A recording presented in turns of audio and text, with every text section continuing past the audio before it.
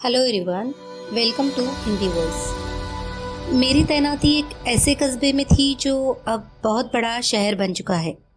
थाने में रिपोर्ट आई कि एक जवान आदमी की लाश खेत में पड़ी है। उसका बाप और बड़ा भाई दो आदमियों को साथ लेकर थाने आए हुए थे। उन्होंने मृतक का नाम कादिर बताया। रिपोर्ट लिखवा कर मैं घटनास्थल के लिए चल दिया। कस्बा जहाँ खत्म होता था वहाँ से खेत शुरू हो जाते थे। मार्च का आखिरी सप्ताह था। खेतों में फसल खड़ी थी। लाश मेंढ से 7-8 कदम फसल के अंदर पड़ी थी। मेंढ के पास बहुत सारी फसल टूटी पड़ी थी। इससे साफ लगता था कि वहाँ दो या दो से अधिक आदमियों की लड़ाई हुई थी। वहाँ से खेत के अंदर 2-4 कदम तक फसल टूटी हुई थी। इसका मतलब था कि लाश को थोड़ी दूर घसीट कर ले जाया गया था।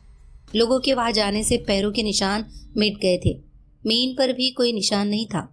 मृतक कादिर की उम्र करीब 28 साल थी। पता चला कि वह जिले के शहर में एक सरकारी दफ्तर में काम करता था। शहर के कस्बे से 21 मील दूर था। मृतक 5 दिनों की छुट्टी पर आया हुआ था। मैंने लाश उलट पलट कर देखी, कपड़े हटाकर शरीर को देखा, लेकिन कहीं भी कोई चोट का निशान नहीं था। उसके गले में एक गज की रस्सी पड़ी थी जिसमें एक हल्की सी गांठ बंधी थी। अनुमान था रस्सी उसके गले में डालकर पीछे की ओर खींचा गया था। मृतक मर गया तो हत्यारे रस्सी गले में ही छोड़ भागे थे। इसमें कोई शक नहीं था कि यह हत्या का मामला था। मैंने उसकी जेब की तलाशी ली तो उसमें करीब 100 रुपए निकले, साथ ही एक फोटो भी जिसमें उस लड़के के साथ एक सुंदर सी लड़की का फोटो था। मृतक की एक उंगली में सोने की अंगूठी और हाथ में घड़ी थी। मैंने उसके पिता से पूछा तो उसने बताया कि यह लड़की इसकी पत्नी है। फोटो मृतक की अपनी पत्नी से प्रेम की निशानी थी, इसीलिए वह उसका फोटो अपने बटुए में रखे घूम रहा था। बटुए में पैसे, अंगुली में सोने की अंगूठी और कलाई में घड़ी। ये सब बात का सबूत था कि यह हत्या लूट के लिए नहीं की गई थी और यह काम रहजनों का भी नहीं था। रहजन कैसे लूटते हैं और ज़रूरत होने पर कैसे हत्या करते हैं मैं अच्छी तरह जानता था। मैंने लाश को पोस्टमार्टम के लिए भेज दिया और मृतक के मोहल्ले में चला गया। वहाँ मुझे एक सरकारी रिटायर्ड कर्मचारी के घर बिठाया गया। घर के रखरखाव से पता लगता था कि वह किसी अच्छे शिक्षित व्यक्ति का घर है। मैंने उस घर में मौजूद लोगों से वह सब बातें पूछी जो ज़रूरी होती है। मैंने उनसे कहा, क्या आप मेरी मदद करेंगे? मरने वाले के घर वालों का व्यवहार कैसा है? इनकी किसी के साथ कोई दुश्मनी है या नहीं? आप मुझे सब कुछ बता दें। जी हाँ, मैं इसी मोहल्ले का रहने वाला हूँ। मैं मृतक कादिर को, उसके पिता को, उसके भाई को और उसके घर की औरतों को जानता हूँ। पूरा परिवार शरीफ है। कादिर भी शरीफ था। उसके घर की औरतें भी बेहद शरीफ है। मृतक की किसी से दुश्मनी थी? जहाँ तक मुझे पता है उसकी किसी से दुश्मनी नहीं थी, लेकिन अगर उसके दफ्तर में किसी से दुश्मनी हो तो मैं कह नहीं सकता। मैंने कहा, अगर ऐसा होता तो उसकी हत्या उसी शहर में होती, यहाँ नहीं। मैं तो जो जानता हूँ आपको बता रहा हूँ। ये देखना आपका काम है। एक मामूली सी दुश्मनी तो है, लेकिन उसमें हत्या नहीं हो सकती। दरअसल कादिर की पत्नी 1 साल से अपने घर बैठी है। ये लोग उसे बुलाते भी नहीं और तलाक भी नहीं देते। इसका क्या कारण था? कहा, जहाँ तक मुझे पता है कादिर की माँ बहुत सख्त है। बहू से हमेशा लड़ती रहती थी। ये लोग कहते हैं कि लड़की ठीक नहीं थी और उन लोगों का कहना है कि लड़की और कादिर में बहुत प्रेम था जो उसकी माँ को पसंद नहीं था। मैंने उससे कहा, कादिर के बटुए से जो लड़की का फोटो निकला है उससे तो यही लगता है कि कादिर को लड़की से बहुत प्यार था। आप बताइए, लड़की का चाल चलन कैसा था? मैं क्या बता सकता हूँ, उसने कहा। आप खुद तफ्तीश कर लीजिए। सुनी सुनाई बात तो मैं आपको बता सकता हूँ। मैंने सुना है कि लड़की 1 महीने से घर से गायब है। गायब है? लेकिन मेरे पास उसके गुम होने की रिपोर्ट नहीं आई। हो सकता है बात गलत हो। मैंने कहा ना कि मैं सुनी बात कर रहा हूँ। जब से वो घर बैठी है तब से तरह तरह की बातें सुनने को मिलती है। सुना है लड़की को रात में कहीं जाते देखा गया है। उसकी सुनी सुनाई बात पर मैं यकीन नहीं कर सकता था, लेकिन 1-2 इशारे मिल गए थे जिन पर मुझे काम करना था। मैंने मृतक के पिता को बुलाया। मैंने उससे पहला सवाल यही किया कि क्या आपकी किसी से दुश्मनी थी? उसने रोते हुए जवाब दिया, हमारी किसी से कोई दुश्मनी नहीं है साहब। मैंने उससे कहा, देखो, मुझे तुम्हारे बेटे के हत्यारे को पकड़ना है। इसलिए जो भी बात मैं पूछूं उसका ठीक ठीक जवाब देना, कोई बात छिपाना नहीं। ये बताओ, क्या लड़के की ससुराल वालों से तुम्हारा झगड़ा चल रहा है? उनकी बेटी मेरे बेटे के साथ नहीं रह सकी। शादी के 6 महीने तक वो हमारे घर रही, फिर अपने घर चली गई और उसके बाद वापस नहीं आई। मुझे इससे कोई मतलब नहीं कि लड़की को घर बिठाने में किसकी गलती है। मुझे केवल इतना बता दो कि क्या लड़की वालों से तुम्हारी दुश्मनी इतनी बढ़ गई थी कि उन्होंने तुम्हारे बेटे की हत्या कर दी? उसने जवाब दिया, मेरे जवान बेटे की हत्या हो गई है। मैं तो हर किसी को दोषी बता दूंगा। शुरू में तो उसके सालों पर शक था, लेकिन बाद में मैंने बहुत सोचा कि अगर उन्हें हत्या ही करनी होती तो काफ़ी दिन पहले कर चुके होते, क्योंकि बहू को मायके में 1 साल हो गया। उनके पास कारण तो है। आप उनकी बेटी को तलाक देना नहीं चाहते थे। उनकी बेटी जवान है, सुंदर है, हो सकता है उन्होंने सोचा हो लड़के को रास्ते से हटा दे, उसके बाद अपनी बेटी की शादी कर देंगे। कौन सी बेटी की शादी करेंगे? उसने कहा, वो तो 1 महीने से लापता है। आपको पूरा यकीन है? सारे मोहल्ले की औरतें कहती है। पहले वो आती जाती दिखाई दे जाती थी, लेकिन अब बिल्कुल नहीं दिखती। मैंने पूछा, लड़की के कितने भाई है? उसके पिता का आचरण कैसा है? पैसे के मामले में तो खुशहाल है। पिता होशियार आदमी है, काफी असर रखता है। 3 बेटे हैं, 2 बड़े बेटे तो ठीक है, लेकिन छोटा ठीक नहीं है। उसकी उम्र 16-17 साल है। वो बदमाश लड़कों में बैठता है। मैंने पूछा, एक बात बताओ, लड़की को कौन तलाक नहीं देना चाहता था, आप, लड़का या उसकी माँ? मेरा बेटा कादिर। वो दहाड़े मार मार कर रोने लगा। वो तो अपनी पत्नी को अपने साथ रखना चाहता था और मैं भी यही चाहता था, लेकिन मेरी पत्नी बहुत खराब है। उसने कह दिया था कि तलाक देनी ही है। बहुत जिद्दी और झगड़ालू औरत है, मेरे काबू में नहीं है। मैंने दोनों बेटों से कह दिया था कि इस औरत के साथ रहना है तो आँख और कान बंद करके रहना। क्या कादिर के ससुराल वालों को पता था कि लड़की को रखना चाहता है कादिर? उसने कहा, यह बात तो कादिर ही बता सकता था। मुझे तो इतना पता है कि वे लोग तलाक के लिए कहते रहे और मेरी पत्नी जवाब देती रही। क्या लड़की अब कुछ खराब हो गई थी? बातें कुछ ऐसी ही सुनी है, मृतक के पिता ने कहा। ये भी सुना है कि उसे रात को कहीं आते जाते देखा गया था। क्या तुम्हें पता है कि वह किसके पास जाती थी? ये तो पता नहीं कि किसके पास जाती है, लेकिन अब पता करूंगा, उसने जवाब दिया। इस बातचीत के बाद मैंने मृतक के पिता को भेज दिया और लड़की के पिता को बुलाया। उसके आते ही मैंने उसे सवाल किया कि लड़की कहाँ है। वह चुप रहा। मैंने फिर पूछा तो वो इधर उधर देखने लगा। जब मैंने उसे थानेदार वाले अंदाज में डांट कर पूछा तो वो बोल पड़ा, वो तो यहाँ नहीं है। मुझसे इज्जत कराना चाहते हो तो सच सच बताओ, वो कहाँ गई है और किस तरह गई है? बस जी। उसके कहने के अंदाज से लग रहा था कि वह सब कुछ बताना नहीं चाह रहा था। उसने कहा, एक रात वह सोई थी और सुबह को देखा तो गायब थी। उसकी अटैची भी नहीं थी। कुछ जेवर, कीमती सामान, अच्छे कपड़े और 2 जोड़ी सैंडल ले गई। क्या आप जाहिर आदमी हैं? थाने में रिपोर्ट क्यों नहीं लिखवाई? नहीं, बिल्कुल साफ मामला था। अटैची, कपड़े, जेवर, जूते ले जाने का अर्थ था कि वह अपनी मर्जी से गई थी। अगर कोई जबरदस्ती ले जाता तो यह सब कुछ न ले जाती। रिपोर्ट अपनी इज्जत के लिए नहीं लिखवाई। कहीं तलाश किया था? उसकी ससुराल जाकर पता करते, मैंने कहा। ससुराल से क्यों पूछते? उनसे तो उसकी बोलचाल भी बंद थी, उसने जवाब दिया। आपकी बेटी रातों को किससे मिलती थी? मैंने पूछा। आपको पता तो होगा। नहीं सर, ऐसा नहीं है। ये उसे बदनाम करने के लिए उसकी सास द्वारा उड़ाई हुई बात है। इससे वह यह साबित करना चाहती है कि उसका चाल चलन खराब था, इसलिए उसके बेटे ने उसे घर से निकाल दिया। उससे मैंने बहुत बातें पूछी, लेकिन कोई काम की बात पता नहीं लगी। मैंने लड़की की माँ को बुलाकर पूछा कि लड़की कहाँ है, तो उसने भी वही जवाब दिया जो उसके पिता ने दिया था। पोस्टमार्टम के बाद लाश घर आ गई। मरने का कारण सांस का रुकना लिखा था। सांस रस्सी से रोकी गई थी। मरने का समय रात के 10, साढ़े 10 बजे का लिखा था। मैंने मुखबिरों का जाल बिछा दिया था। वे अपनी रिपोर्ट लेकर आ रहे थे। कोई कुछ और कोई कुछ बता रहा था, लेकिन एक आदमी ने जो खबर दी उससे मेरी कुछ हिम्मत बढ़ी। उसने बताया कि एक आदमी जो उसी कस्बे में रहता था, मृतक का मित्र था।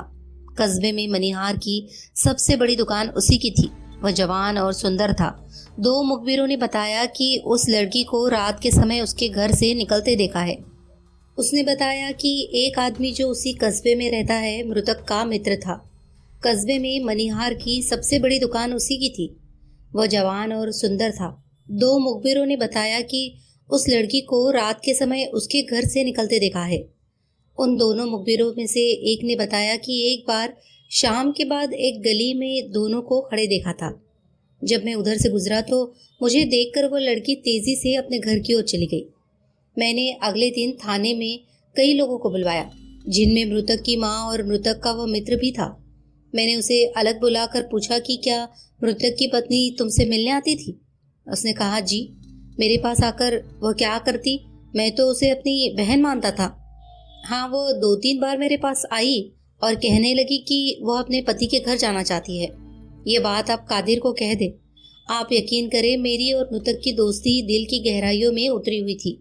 लड़की को जो लोग बदनाम करते हैं वह सब बकवास है। वो बेचारी तो अपने पति के पास जाने के लिए तड़पती थी। वह इस तरह की बातें करता रहा और अपने मित्र को याद करके रोता रहा। उसने बहुत सी बातें की, लेकिन एक बात का जवाब वो ठीक से नहीं दे सका। मैंने उससे पूछा था कि लड़की कहाँ गायब हुई है। उसने कहा, उसके लापता हो जाने से मैं उसे खराब नहीं कहूँगा। वो इतनी नीच नहीं है कि जिस पति के साथ रहना चाहती थी उसे धोखा दे। अगर वह जिंदा है तो ज़रूर वापस आएगी। क्या बात करते हो? मैंने कहा, वो तो घर से बहुत सामान लेकर गई है, कैसे वापस आएगी? मुझे उस पर पूरा भरोसा है, वह ज़रूर आएगी। मैंने कहा, ये बातें कहकर मुझे शक में डाल रहे हो? साफ कहूँ तो मुझे लगता है कि तुम मुझसे कुछ छिपा रहे हो। सर, मैं आपको ये बताने वाला था कि कादिर के साले मेरे पास भी आते थे। उनसे दोस्ती तो नहीं थी, लेकिन दूर से दुआ सलाम थी। फिर अचानक ऐसा न जाने क्या हुआ कि जो भाई भी मिलता वह कादिर को गालियां देता। वे कहते थे कि हम पूरे खानदान को बर्बाद कर देंगे। छोटा भाई तो यहाँ तक कहता था कि कादिर और उसकी माँ अब 2-3 दिन के मेहमान हैं। मैं हैरान था कि ये लोग ऐसी बातें क्यों कर रहे हैं, जबकि इनकी बहन को ससुराल से गए 1 साल हो गया है। 2-3 दिन बाद पता लगा कि उनकी बहन घर से भाग गई थी। सुना है कादिर के छोटे साले का गुंडों से याराना है और वह अपने आप को बहुत बड़ा बदमाश समझता है। आपने ठीक सुना है, वो बहुत छिचोरा लड़का है। इस आदमी से मुझे बहुत काम की बातें पता चली। मैंने उसे जाने दिया।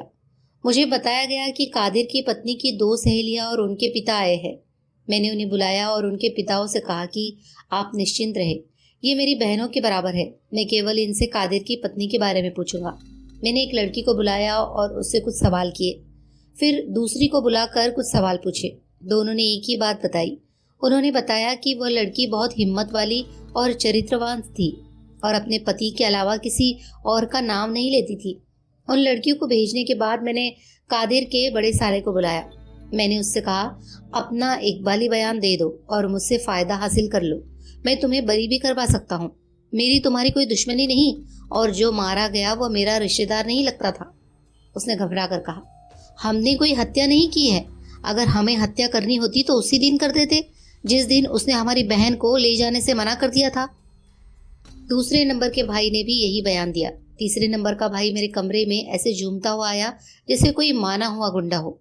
मैंने उसे कुर्सी पर बिठाकर कहा, तुम्हें देखकर मैं बहुत खुश हुआ। सुना है तुम्हारे इस शहर में बहुत इज्जत है और दबदबा भी, लोग तुमसे डरते हैं। उसने झूमकर कहा, किसी की हिम्मत नहीं जो मेरे सामने बोल सके। मैंने उसके अंदर इतनी हवा भरी कि वह गुब्बारे की तरफ फूलता चला गया। उसका नाम आबिद था। मैंने उससे पूछा, एक बात बताओ, तुम्हारी बहन कहाँ चली गई? उसने कहा, अगर उसका पता लग जाता तो क्या वह आदमी और मेरी बहन जिंदा रहते? तुम्हारी ये बात सुनकर मुझे बहुत खुशी हुई। मैंने उससे इस तरह बात की जैसे मैं थानेदार नहीं उसका दोस्त हूँ। मैंने आगे कहा, तुम्हारे जैसे भाई अपनी इज्जत के लिए अपनी जान भी की भी परवाह नहीं करते। पर एक बात मेरी समझ में नहीं आई कि तुम्हारे जीजा को किसने मारा। ये तो मैं भी नहीं बता सकता। वैसे एक बात है, ऐसे आदमी का अंत ऐसा ही होना चाहिए था। किसी की बहन बेटी का घर उजाड़ देना ठीक नहीं है। पुलिस और कानून के पास इसकी भले ही कोई सजा न हो, लेकिन इसका मतलब ये नहीं है कि ऐसे आदमी का कुछ न किया जा सके। तुमने उसकी माँ को क्यों माफ कर दिया? उसे भी उड़ा देना चाहिए था। असली कसूरवार तो वही है। मैंने कहा, अब उसी की बारी है। उसने ऐसे कहा जैसे नशे में हो। बरी कराना मेरा काम है। मैंने उसके कंधे पर हाथ रखकर दोस्तों की तरह कहा।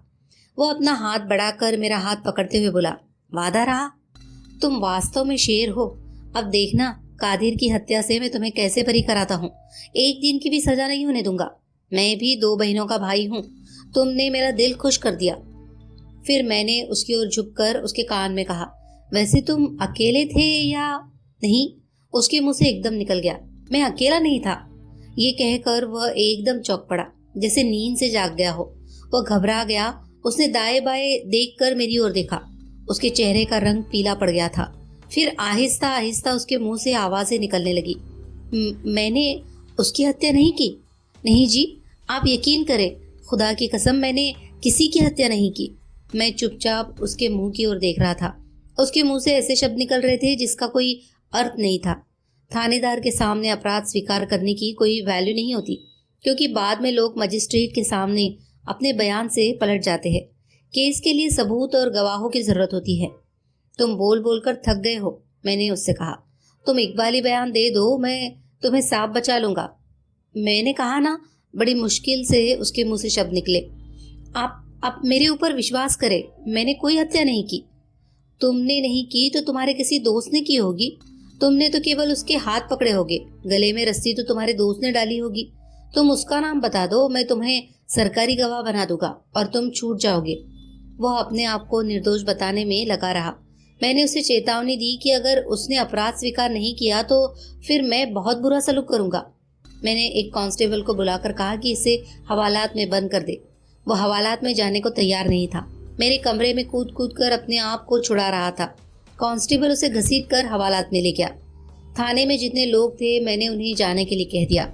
मैंने एक कांस्टेबल और एक एएसआई को यह पता करने के लिए लगा दिया कि आबिद के कौन कौन दोस्त थे। मैंने उनसे कहा कि मैं घर जा रहा हूँ और रात को 11 बजे आकर आबिद से पूछताछ करूंगा। मैं घर चला गया। अभी बैठा ही था कि एक कांस्टेबल ने आकर बताया कि वह लड़की अपने घर आ गई है और सीधी मृतक के घर गई है। वहां जाकर उसने रोना पीटना शुरू कर दिया है। उसने जाते ही अपनी सास को गालियां देनी शुरू कर दी। औरतों ने उसे पकड़ लिया। मैंने कांस्टेबल से कहा कि तुम लड़की के बाप के पास जाओ और उससे कहो कि लड़की को तुरंत थाने में पेश करे। मैं खाना खाकर थाने पहुंचकर उस लड़की की प्रतीक्षा करने लगा। कुछ देर बाद लड़की मेरे कमरे में लाई गई। उसने अपने मुंह पर हाथ मार मार कर चेहरा लाल कर लिया था। बालों को नोचा था, इसलिए बाल बिखरे हुए थे। आंखें लाल हो रही थी। मैंने उसके बाप और भाई को बाहर भेज दिया। मैंने उसे कुर्सी पर बिठाकर पानी पिलाया और उसके पति के मरने का अफसोस जताया। मैंने उसे हर तरह से सांत्वना दी। न थाने से डरो न मुझसे, मैंने कहा। समझो तुम मेरी छोटी बहन हो। मैं तुमसे केवल ये पता करना चाहता हूँ कि तुम्हारे पति की हत्या किसने की है। उसकी माँ ने, उसने मेरी ओर देखते हुए कहा। ये पहली बात थी जो उसके मुंह से निकली थी। वो चुपचाप बैठी फटी फटी आंखों से मुझे देख रही थी। वो थोड़ा पानी पीकर बोली, उस चुड़ैल ने अपने ही बेटे को खा लिया है। मैंने उसे बोलने दिया ताकि उसके दिल का बोझ हल्का हो जाए। उसने आगे कहा, मैं तो कहती हूँ मेरे पति की मेरे बाप और मेरे भाइयों ने भी हत्या की है। मैं उनसे कहती थी कि जिस तरह से कादिर का बड़ा भाई अपने घर से अलग होकर उसी हवेली में रह रहा है, उसी तरह कादिर को भी मैं अलग कर लूंगी। लेकिन मेरा बाप और भाई कहते थे कि कादिर पर यकीन मत करो, वह अपनी माँ जैसा है। वो कहता एक है और तुम 10 सुनाओ। आप नहीं जानते कादिर को, वह मुझसे कितना प्यार करता था। इतना कहकर वो इतना रोई कि मुझे भी हिला दिया। कुछ देर बाद जब उसने रोना बंद किया तो मैंने उससे पूछा, ये बताओ तुम चली कहाँ गई थी? अपने पति के पास गई थी, उसने जवाब दिया। क्या? इसके बाद उसने जो बयान दिया वो अपने शब्दों में सुनाता हूँ। उस लड़की का नाम खतीजा था। उसके माँ बाप ने उसे घर बिठा लिया था। कादिर खतीजा को तलाक नहीं देना चाहता था और न ही वो तलाक लेना चाहती थी। कादिर की माँ उसे तंग करने के लिए तलाक नहीं दिलवाना चाहती थी, लेकिन कादिर और उसकी पत्नी खतीजा की सोच कुछ और थी। वे एक दूसरे से अलग होकर तड़प रहे थे। कुछ महीने बाद कादिर ने अपने दोस्त जलील से बात की। जलील ने अपनी पत्नी की मदद से दोनों को मिलवाने का प्रबंध कर दिया। जलील की पत्नी ने खतीजा से जाकर कहा कि कादिर उससे मिलना चाहता है। वो उसके घर आ गई। उसने एक कमरे में दोनों को मिलवा दिया। कादिर जिस शहर में काम करता था वह उनके कस्बे से 20-22 किलोमीटर दूर था। रविवार की छुट्टी हुआ करती थी। कादिर हर शनिवार की शाम को घर आ जाता था और वहां से जलील के घर चला जाता, जहां खतीजा से उसकी मुलाकात होती थी। जलील की पत्नी ने खतीजा से गहरी दोस्ती कर ली थी। खतीजा के माता पिता जलील की पत्नी पर विश्वास करते थे। वो हर शनिवार को आकर उनसे कहकर खतीजा को ले जाया करती थी। जलील और उसकी पत्नी ने खतीजा के मिलने का प्रबंध तो कर दिया था, लेकिन इसमें खतरा ये था कि कभी न कभी ये राज खुल सकता था। इसीलिए वो उन्हें एक सप्ताह छोड़कर मिलवाती थी।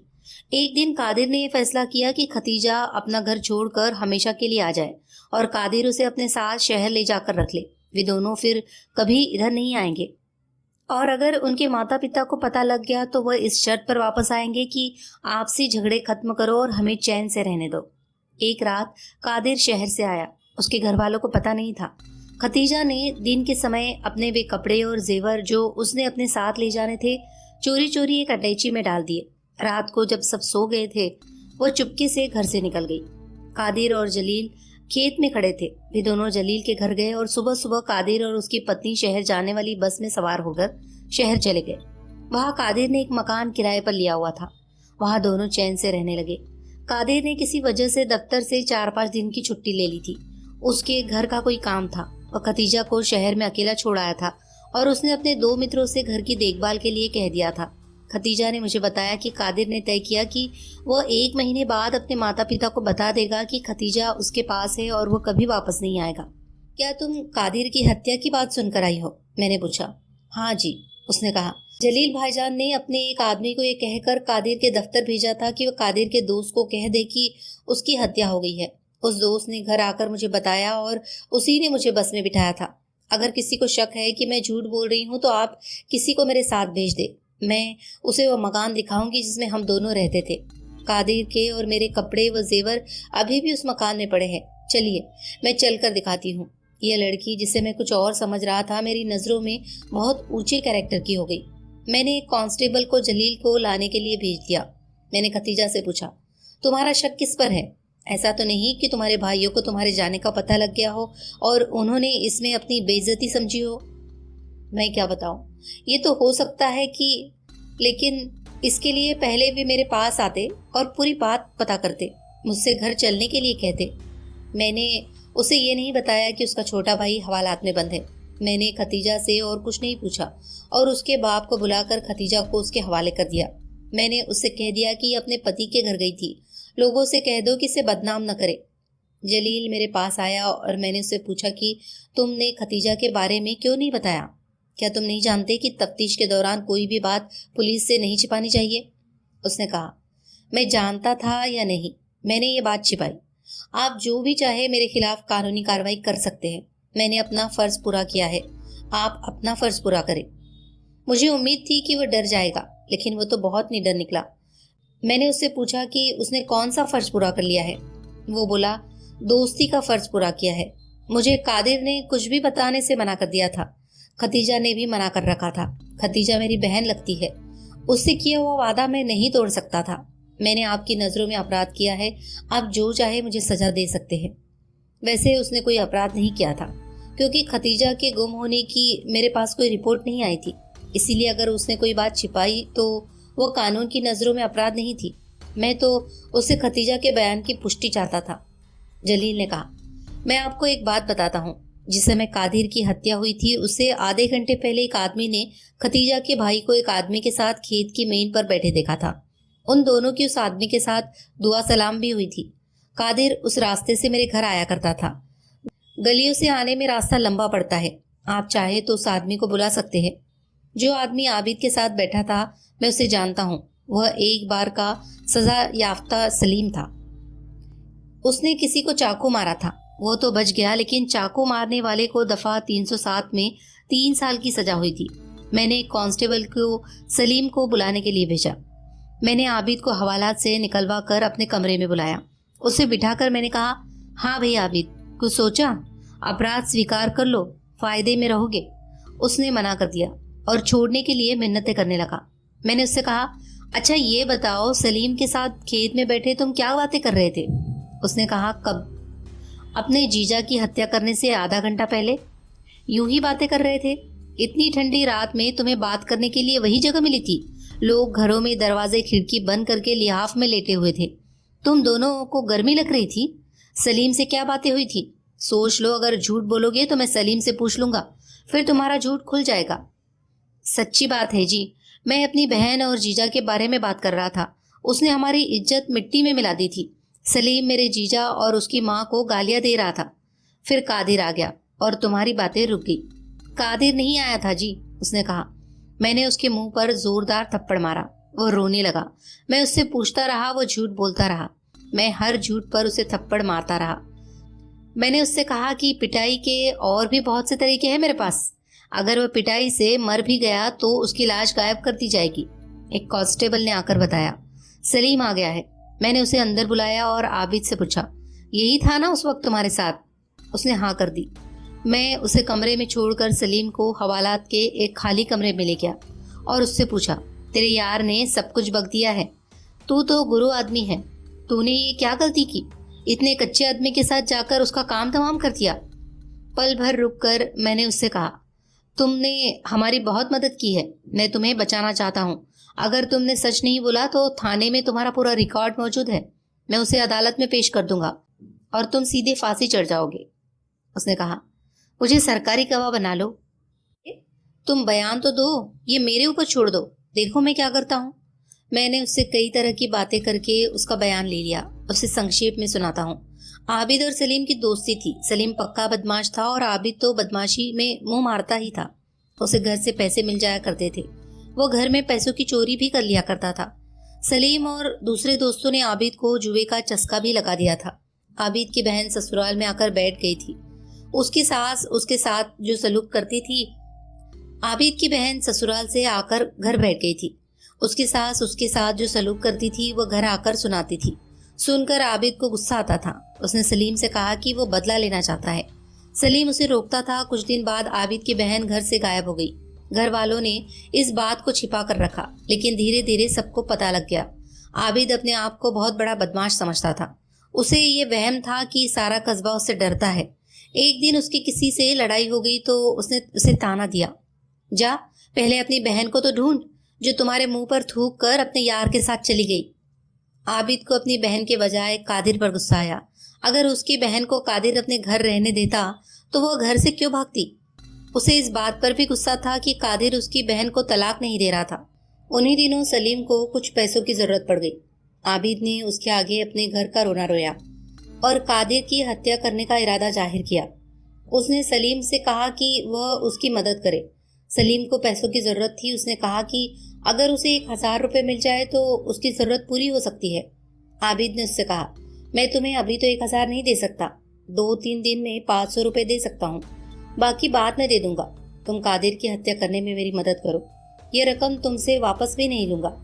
उस जमाने में 1000 आज के 50,000 के बराबर होते थे। सलीम तुरंत तैयार हो गया।